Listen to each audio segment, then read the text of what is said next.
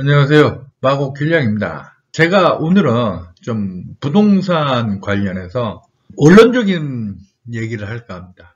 부동산은 제가 볼 때는 굉장히 착시가 심해요. 그 이유가 뭘까? 그 얘기를 해볼까 합니다. 특히 요즘은 부동산 시장이 정말 수상하죠. 불과 1년 전과 비교하면 어때요? 완전히 지금 다르죠, 분위기가. 폭락이 분명해 보이지도 않아. 그렇다고 폭등할 것 같지도 않아. 참 애매모호한 상황이에요. 그러다 보니까 주요 부동산 카페를 보면 지금 솔직히 말하면 좀 난리가 아니죠. 폭등이와 폭락이들끼리 또 치고받고 싸우고 맨날 싸우고 있죠. 그러나 전체적으로 보면 주요 부동산 카페 힘이 쫙 빠져 있죠. 활기가 없어요. 특히 영끌족들은 지금 굉장히 당황스러울 거예요. 부동산이라는 건 전 세계 어느 나라나 마찬가지지만 보통 평범한 사람의 거의 전 재산이나 마찬가지입니다. 굉장히 중요한 겁니다. 주식은 선택적으로 할 수 있잖아요. 근데 부동산은 필수품이잖아요. 사람은 집에서 살아야 되니까. 근데 또 덩치도 엄청나게 커. 기본 몇 억씩 하니까. 반드시 필요한 필수품인데 또 등치도 엄청나게 크고. 근데 요즘의 부동산 시장은 정말로 아리송한 상황이고 굉장히 참. 그래서 이렇게 중요한 부동산은 사실은 착시가 발생하면 안 되는 거예요. 그런데 그 어떤 분야보다 부동산은 착시가 심해요. 자, 부동산 착시는 왜 발생하는가? 그 얘기를 해볼까 합니다. 이게 부동산이죠. 이거 땅이고, 이거 콘크리트 덩어리입니다. 이거 무생물이에요, 무생물. 근데 상당수의 사람, 어쩌면 대부분의 사람은 이 부동산을 자기 자식 새끼로 생각을 해요. 자기 자식으로 생각합니다. 무생물인데 생물, 그것도 자기 친자식처럼 생각해요. 그래서 과도하게 감정이입을 해요. 과도하게 감정이입을 하게 되면 어떤 문제가 생기냐면 현실을 부정하게 돼요. 현실을 인정하지 않아. 객관화를 할 수 없어요. 현실을 부정하게 된다니까. 지금 부동산 시장이 굉장히 하수상함에도 불구하고 이걸 인정하지 않게 돼요. 그리고 자기 나름대로 현실을 부정하는 논리를 만들어요. 합리화 논리를 만들게 돼요. 그리고 계속 버티게 돼요. 근데 그 결과는 어떻게 된다? 나중에 굉장히 참혹해요. 저는 아직 지금 한국 부동산 시장이 하락이다, 폭락이다, 감히 단어는 못하겠어요. 그러나 부동산에 과도하게 감정이입을 해서 현실 부정을 하는 사람은 부동산 하락기, 특히 폭락기가 올 경우에 심하게 말하면 패가망신할 수 있어요. 그래서 미리 예방주사를 놓는 차원에서, 사실 예방주사는 이미 1년 전에 놓았는데 제가 아직도 현실 부정하는 사람들이 있기 때문에 그분들을 위해서 또 한 번 예방주사를 놓도록 하겠습니다. 자, 결론을 말씀드리면 뭐다? 부동산은 콘크리트 덩어리, 땅덩어리에 불과하다. 이걸 자기 자식 새끼, 자기 자식 피부지로 생각하지 마라. 그냥 부동산은 물건 무생물이라니까? 콘크리트 덩어리, 땅덩어리에 불과하니까 아니라고 판단되면 과감하게 버리라 이거예요. 자식은 좀 못났고 자기 마음에 안 든다고 해서 버릴 수 없잖아요. 그런 걸로 생각하지 말라는 거예요. 그 얘기를 하고 싶습니다. 자, 제가 2주 전에 목동의 분노, 왜 목동 재건축은 태클을 심하게 받을까? 이 동영상을 올렸습니다. 좋아요가 훨씬 많긴 하지만 또 목동 분들이 일부 몰려오셔가지고 각종 악플을 다셨어요. 그분들 그 글 쓴 내용이나 아이디를 보니까 제가 1년 전, 작년 7월이었을 거야. 목동 재건축 낙관하지 말라 그런 동영상을 올렸었거든요. 그때 저한테 반박을 굉장히 세게 했던 분들이에요. 사실 목동 재건축을 결코 낙관하지 않는다. 이 견해는 제가 부동산 스터디 북카페에 두세 번 올렸었어요. 그때마다 목동 분들이 저에게 달려들어서 엄청나게 공격을 해댔어요. 그러니까 마곡에 사는, 목동에 비하면 게임도 안 되는 참 별 볼 일 없는 겨우 마곡에 사는 주제에 감히 목동에 대해서 어쩌고저쩌고 한다 하면서 엄청나게 저를 공격을 하셨어요. 근데 그분들이 다시 또 오셨더라고. 제가 목동의 분노, 왜 목동 재건축은 태클을 심하게 받을까? 이건 제가 이제 붓카페에서 활동을 중단했기 때문에 제 유튜브에만 올린 거예요. 그리고 제가 만든 고고웨스트 카페에 올리지도 않았어요. 근데 보니까 누가 퍼 가신 것 같아.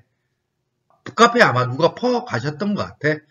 목동 주민들 모여있는 인터넷 커뮤니티에 누가 퍼 가신 모양이에요. 저는 그분들에 대해서 화가 전혀 나지 않아요. 좀 언사를 좀 격하게 하시더라고.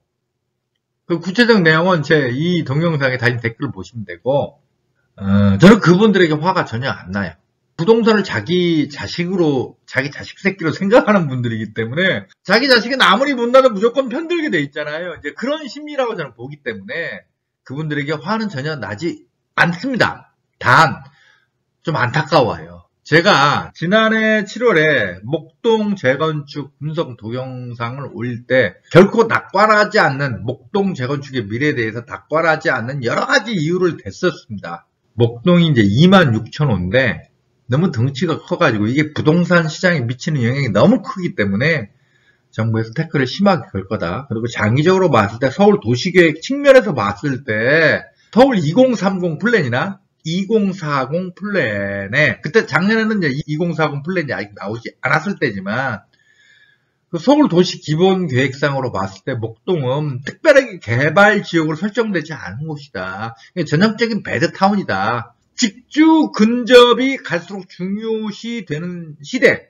그리고 이제 목동이 학군빨로 큰 곳인데, 가면 갈수록 신생아 출생률이 줄어들잖아요. 애들이 줄고 있다고. 이런 상황으로 봤을 때 장기적으로 봐도 목동이 과연 재건축된다고 해도 전망이 있을 것인가. 가장 중요한 문제는 일단 재건축하기가 힘들다. 왜? 기술적 측면, 스펙으로 보면 목동이 훌륭한 건 사실이지만 정부가 태클을 너무 심하게 걸기 때문에 그 얘기를 했었어요. 그리고 이건 정권이 보수냐 진보냐 하고 별 상관이 없다. 부동산 시장이 폭등기면 목동같이 등치가 큰 재건축 단지는 보수 정권이라 할지라도 태클을 걸 것이고, 그런 문제를 얘기를 했었어요. 1년 정도 지났죠? 어떤가요? 지금 상황을 보면? 제 말이 맞는 거 아닌가요? 지금 제 말이 맞았잖아요. 사실은 목동 전체 14개 단지 가운데 6단지 빼놓고 나머지 다 안전진단 통과를 못하고 있어요. 윤석열 정부 안전진단 규제 완화한다고 하더니 슬그머니 뒤로 밀어버렸잖아요. 목동 지금 굉장히 곤란한 상황에 처해 있어요. 그 이유를 제가 분석한 게 2주 전에 분석한 게 이 동영상이에요. 거기서는 왜 목동 재건축에 대해서 정부가 태클을 심하게 거는가, 그 얘기를 그냥 객관적으로 냉정하게 한 건데 그걸 일부 목동 주민들은 못 참는 거예요. 저는 객관적으로 얘기를 했잖아요. 근데 그분들은 못 참는 거예요. 지금 목동 재건축이 왜 태클을 심하게 받고 있는가, 그 얘기를 한 건데 그분들은 제가 목동 재건축에 대해서 개인적으로 저주 비난을 퍼붓고 있다고 저를 또 비난을 하신단 말이에요. 그래서 그분들은 제 동영상을 다 보기나 한 것인가 하는 뭐 의문이 들 정도인데, 앞에서 말했지만 저는 그분들을 비난하고 싶은 생각이 전혀 없고요. 그분들의 심정을 충분히 이해해요. 특히 목동 주민들 가운데 원래 목동이 1986년, 88년에 입주를 했는데 그때부터 목동 아파트를 소유하고 계신다거나, 혹은 2012년 무렵 하우스푸어 시기에 목동이 반토막이 났거든요. 그 전에 버블7 시기에 비해서. 그때 저렴한 가격에 목동을 매수하셨던 분들은 목동 재건축에 대한 정부의 각종 태클에 화는 나시겠지만 그래도 좀 느긋하게 기둘리시면 되는 거예요. 문제는 목동이 30년 다 돼가니까 이제 재건축 연한 조건을 충족하니까 목동 재건축이 일사천리로 진행될 거라고 생각하고 그때 들어가셨던 분들이 지금 굉장히 곤란해요. 쉽게 말하면 무인인 상태라고, 오도 가도 못하는 상태가 됐어요. 그분들이 굉장히 좀 열받아 있죠. 열받은 건 열받은 것이고 상황만 냉정하게 봐야 되지 않겠어요? 지금 윤석열 정부의 태도나 오세훈 시장의 태도로 봤을 때 목동 재건축 쉽게 안 풀어져요. 절대로. 부동산에 과도하게 감정이입을 하면 객관적 현실이 눈에 안 보인다니까? 어떻게든지 그 현실을 부정하고 회피하고 싶은 거예요. 그래서 자기 나름대로 논리를 만들어서 그걸 자꾸 합리화하게 돼요. 이거 참 이런 말씀까지 드려야 될까 싶지만, 그러니까 목동 원주민이거나 하우스 푸어 시기에 목동이 저렴했을 때 매수하셨던 분은 별로 상관없고, 재건축 연한 30년을 앞두고 곧 재건축이 진행된다고 해가지고 매수하셨던 분, 그 옛날에 북카페에서 보면 네 채를 매수하셨던 분도 있었어요. 그걸 자랑하셨던 분도 있어요. 소형 평수로 매수하셨겠지. 갭 투자하셨겠지. 그런 분들이라면요. 참 제가 말씀드리기 참 조심스러운데 지금이라도 파시는 게 나을 겁니다.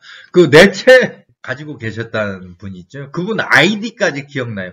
지금 북카페에서 활동을 안 하시는 것 같은데 글이 안 보이던데. 근데 아무튼 그분하고 제가 논쟁을 좀 벌이다가 그분한테 제가 그 얘기를 했었어요. 지금 파시라고.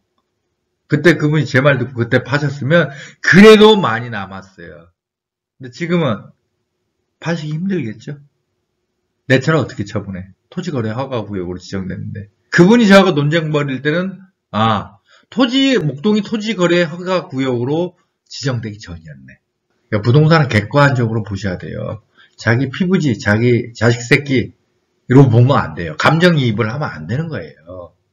자, 여기 GTX 요즘에 작년 GTX 호재로 급등한 화성, 이건 동탄을 말하겠죠? 인천 연수 송도, 수원 의왕 안양 부동산 하락세 뚜렷. 웃돈 준다 할 때 팔 걸 2년 전 가격으로 돌아간 인덕원 아파트. 인덕원이 GTX 그 호재 때문에 진짜 특히 많이 폭등했던 곳이죠.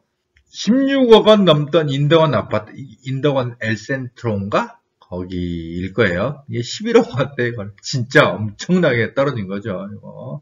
인덕원역 예정됐던 동탄 인덕원선은 재검토. 감사원 상황변의 재검토 GTX 악영향 우려. 제 동영상을 쭉 보신 분 아시겠지만 저는 GTX에 대해서 애초부터 굉장히 과도한 기대를 품지 말라고 제가 나름대로 경고를 했었습니다. GTX는 너무 과대평가되어 있다. 그래서 지난해 GTX 관련해서 경고하는 동영상을 올린 적도 있고 북카페에 제가 글을 쓴 적도 있어요. 그러니까 북카페에 지난해 썼던 그 GTX 관련 글은 제목이 GTX 후유증 굉장히 심각할 듯 이런 글을 쓴 적도 있어요. 그때 그 글에 정말 조회수도 2만원과 3만원가 됐고 댓글 엄청나게 달렸어요. 한 200개인가 달렸던가? 근데 그 댓글 대부분이 길냥이 정신 못 차린다. 아주 마곡충 GTX 마곡이 안 지나가니까 샘나서 그런다. 대충 이런 식이었어요. 근데 지금 어때요? 이것도 제 말이 맞았잖아요. GTX 효과에 대해서 굉장히 의문을 품었던 이유는 간단해요. GTX라는 게 기본적으로 서울의 거대 업무단지하고 경기도하고 인천을 연결시키는 거죠. 그러니까 일종의 빨대 같은 거야. 그러니까 거대 업무단지라는 오렌지 주스를 먹기 편하게 해주는 빨대 같은 게 GTX예요.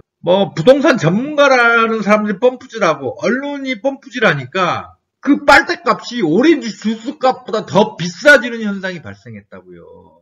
서울 집값보다 GTX가 지난다는 이유만으로, 정확히 말하면 서울 강남 3구를 제외한 집값보다 GTX가 지난다는 이유만으로 경기도와 인천 일부 지역의 집값이 더 높은 현상이 발생을 했어요. 이건 오렌지 주스보다 그 오렌지 주스를 빨아먹기 위한 빨대값이 더 비싼 것과 마찬가지 현상이 발생한 거거든요. 이건 비정상이죠. 저는 바로 그 문제점을 지적했던 거예요. 어떻게 오렌지 주스보다 오렌지 주스를 빨아먹기 위한 빨대값이 더 비싸냐. 이건 비정상이다. 이건 잘못된 것이고 반드시 그 환상 깨질 수밖에 없다. 그게 제 주장이었어요. 자, 왜 이 GTX 관련 환상이 발생했을까? 이것도 전형적인 부동산 착시예요. 부동산 폭등기에는 진짜 별것도 아닌 거에 과도하게 감정이입을 하고 과도하게 의미를 부여해서 그냥 대중들이 머리가 좀 이상하게 돼요. 그것이 폭등의 요소가 돼요. 근데 조금만 지나고 나중에 보면 진짜 아무것도 아닌 것이거든. 제가 지난해 또 썼던 거 2030 영끌족들은 부동산 폭락기에 참혹함을 모른다. 요건 북카페에 이 제목으로 글을 쓰기도 했었고 제가 동영상을 제작하기도 했습니다. 요 내용으로 쓴 글은요, 제가 북카페에 썼던 글 가운데 최고 조회수 4만인가 5만회에 나왔을까요? 요건 댓글이 한 400개 달렸을 거야. 달린 댓글의 80%가 저를 비난하는 댓글이었습니다. 폭락이 대개 이런 식이었는데 가장 기억나는 저를 욕하는 댓글이 길냥이 너는 참 나쁜 사람이다, 이 댓글이었어요. 길냥이 너는 이렇게 부동산 매수에 대해서 특히 이 영끌족들을 이렇게 비난함으로써 결국 2030 세대가 집을 못 사게 만든다. 이 얼마나 나쁜 놈이냐, 이렇게 댓글을 단 분이 있었어요. 그 댓글 달았던 분 지금도 저 북카페에서 활동하시는지 모르겠는데 지금 아마 좀 심장이 약간씩 벌렁거리고 있을 거예요. 머리가 지끈지끈 아프실 텐데 아직 단언은 못하겠어요. 제가 앞으로 부동산 하락기다, 폭락기가 온다, 이렇게 단언은 못하겠는데 저도 확실하지 않기 때문에. 그러나 앞으로 만약 부동산 하락기, 특히 폭락기가 온다고 하면 지금은요, 그 폭락기에 비하면 본 게임 시작도 안 했어요. 슬슬 그 폭락기, 부동산 폭락기라는 게 약간 몸을 푸는 정도에 불과해요, 지금. 근데 어때요? 지금 상당히 무시무시하죠, 지금? 지금은, 그러니까 정확히 말하면 굉장히 혼란스러운 상황이에요, 부동산 시장이. 매도자들은 당황해 하면서도 집값을 잘 내리지 않아요. 내려도 조금 내려요. 그러니까 10억짜리면 한 5천만 원? 아니면 그대로 옛날 가격 그대로 부르거나 심지어는 약간 올려서 놓는 사람도 있어요. 한 3천만 원 정도. 그러니까 매도자들이 아직은 목이 좀 뻣뻣한 상태예요. 이건 왜 그렇다? 진짜 부동산 폭락기가 아직 오지 않았기 때문에. 아직 폭락기가 나중에 온다면 지금 몸만 풀고 있는 상태이기 때문에 매도자들이 아직은 그래도 목이 뻣뻣해요. 한편으로 심장이 벌렁거리면서도 목이 뻣뻣한 상태라고. 근데 매수자들은 어때요? 더 눈치 보고 있죠. 매수자들은 지금 조금 더 느긋하다고. 지금 이런 상황이란 말이에요. 근데 이런 상황인데도 거래가 지금 안 되고 있죠, 지금? 주요 부동산 카페 보면 금매 그 글이 많이 올라와요. 금매로 팝니다. 근데 실제 가격을 보면 진짜 금매는 아니야. 진짜 금매는 언제가 진짜 금매냐면, 예를 들어 10억짜리 아파트라면요. 지금은 이제 내놓는 게 진짜 많이 깎아줘서 하는 사람이 한 5천만 원. 진짜 급해 하면 한 1억 정도 깎아주죠? 나중에 진짜 부동산 폭락기 되면요, 3억 깎아줘도 안 팔려요. 4억, 한 4억 5천? 그래야 팔려요. 다시 한번 말씀드립니다만, 제가 앞으로 부동산 하락기가 온다, 폭락기가 온다, 제가 단언하는 거 아니에요. 근데 지금 현재 시장 상황은 굉장히 수상한 사실이죠? 만약 앞으로 부동산 하락기, 특히 폭락기가 온다면, 지금 현재는 진짜 부동산 폭락기가 몸 살짝 풀고 있는 상태에 불과하다. 진짜 부동산 폭락기가 제대로 몸 풀고 움직이기 시작하면 진짜 참혹해요. 대선 투표일 직전에 이런 동영상을 올렸습니다. 1기 신도시 재건축 과도한 기대는 금물입니다. 이재명 후보, 윤석열 후보, 특히 윤석열 후보 쪽이 1기 신도시 재건축에 대해서 규제도 확 풀고 용적률도 500%로 상향해주고 해서 힘있게 추진하겠다고 공약을 했습니다. 그리고 윤석열 후보가 당선이 됐습니다. 그런 공약 때문에 1기 신도시, 특히 분당하고 일산이 상당히 들썩거렸어요. 부동산 전문가들 가운데 상당수가 앞으로 대세는 1기 신도시 재건축이다. 1기 신도시 재건축에 주목하라. 이렇게 주장도 하시고 그랬고. 근데 지금 어떤가요, 여러분? 1기 신도시 재건축. 또 윤석열 정부가 말을 슬그머니 바꿨잖아요. 아직 일부 여지는 두고 있지만 사실은 윤석열 정부 임기 안에 1기 신도시 재건축 사업에 착수할 가능성은 없죠, 지금. 제가 미리 경고했잖아요. 1기 신도시 재건축, 대선 후보들이 아무리 공약으로 내세워도 실제 추진하기엔 여러 가지 문제가 있다. 만만치 않다. 진짜 빨라야 20년이고, 실제로 한 30년 뒤에나 가능하다, 이 얘기를 했었지 않습니까? 1기 신도시 재건축 관련해서 제가 이제 좀 부정적으로 보니까 굉장히 반발하는 분들이 많았어요. 특히 분당이나 일산분들. 자, 왜 그럴까요? 자, 부동산을 자기 자식 새끼로 보기 때문이에요. 객관적으로 보면 그 일기 신도시 재건축에 대해서 과도한 기대를 절대 품을 수가 없어요. 땅덩어리, 콘크리트 덩어리에 불과한 부동산에 과도하게 감정이입을 해서 자기 자식으로 보는 거예요. 자기 피부지로 본다고.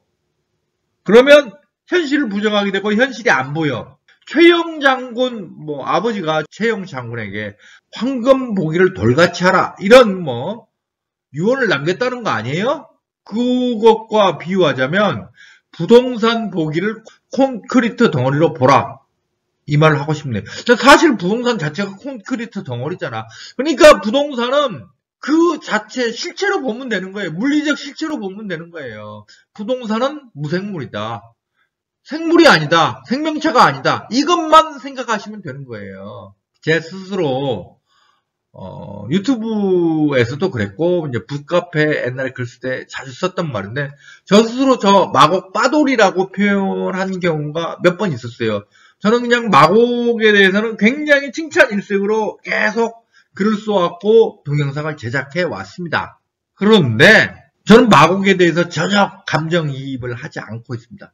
즉 제가 마곡이 유망하다고 계속 북카페에서 글을 써왔고 지금 북카페에서 활동을 하지 않지만 옛날에 300건에 가까운 글을 써왔고 유튜브에서도 마곡에 대해서 솔직히 말하면 다른 사람이 봤을 땐 찬양 일색이지만 만일 객관적 조건이 바뀌어서 마곡이 아닌 것 같다 하면 저는 과감하게 손절매합니다. 그냥 포기합니다.